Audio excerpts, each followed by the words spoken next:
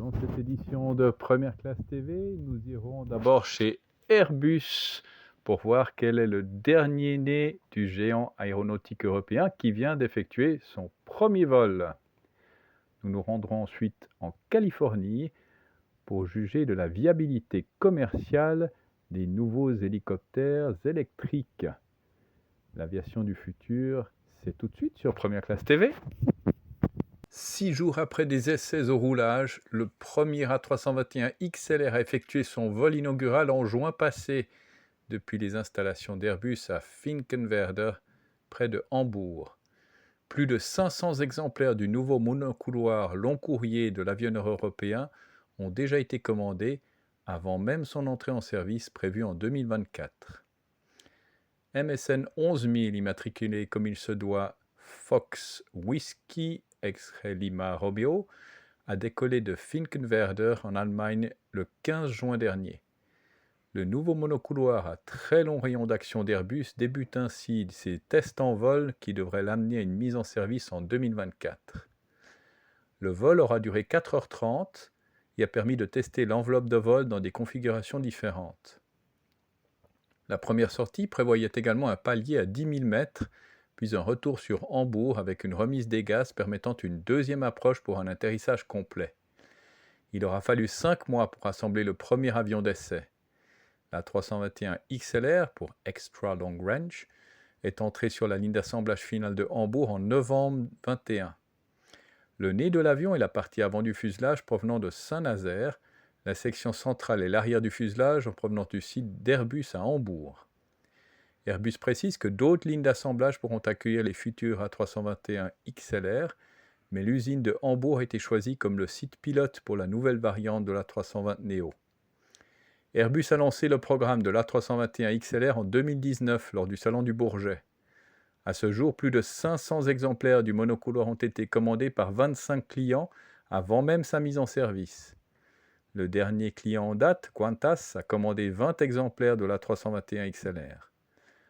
En 2021, United a commandé 50 XLR pour remplacer sa flotte de Boeing 757.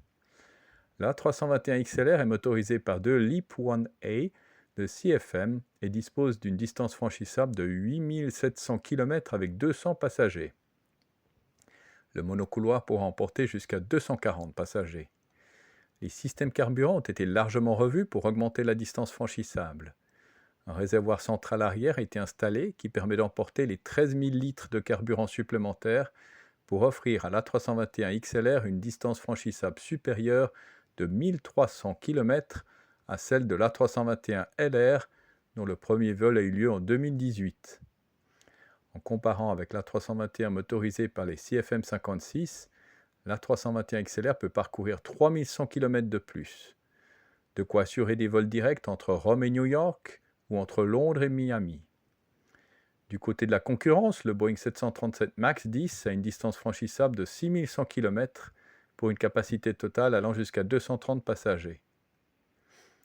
L'A321 XLR offrira un rayon d'action sans précédent pour un avion monocouloir, allant jusqu'à 8700 km, avec une consommation de carburant par siège inférieure de 30% à celle des avions de la génération précédente, ainsi qu'une réduction des émissions de CO2 et du bruit. À la fin du mois de mai 2022, la famille A320neo a accumulé plus de 8000 commandes de plus de 130 clients dans le monde. Le premier vol réussi de l'ER-44 alimenté par batterie pourrait prouver sa viabilité pour de multiples missions, allant des taxis aériens jusqu'aux livraisons d'organes. Tire One développe l'hélicoptère électrique pour Lung Biotechnology, une société de biotech qui s'efforce de remédier à la pénurie d'organes transplantables aux États-Unis. Alors que plusieurs autres hélicoptères ont volé avec des moteurs électriques au cours de la dernière décennie, ce Robinson ER-44 converti pourrait représenter le premier hélicoptère électrique commercialement viable au monde. Lung Biotechnology envisage à terme d'avoir une flotte d'aéronefs électriques livrant des organes aux hôpitaux. Robinson, basé en Californie, a livré plus de 13 000 hélicoptères depuis le lancement de la société en 1973. Plusieurs autres entreprises ont fait voler des hélicoptères électriques au cours de la dernière décennie. Sikorsky a lancé le Firefly en tant que démonstrateur technologique en 2010, le qualifiant de premier hélicoptère tout électrique au monde. Il a été construit à partir d'un S-300C modifié. Le fabricant d'hélicoptères a finalement abandonné le projet. Plus récemment, Piasecki a annoncé qu'elle développait le premier hélicoptère au monde propulsé à l'hydrogène. Le premier vol historique de l'ER-44 début juin passé est une étape importante vers l'obtention de la certification de l'aéronef. C'est ainsi que se termine cette édition de Première Classe TV. N'oubliez pas de cliquer sur j'aime, de vous abonner, de partager ces vidéos. Nous nous retrouvons la semaine prochaine dans une édition spéciale hydrogène. À tout.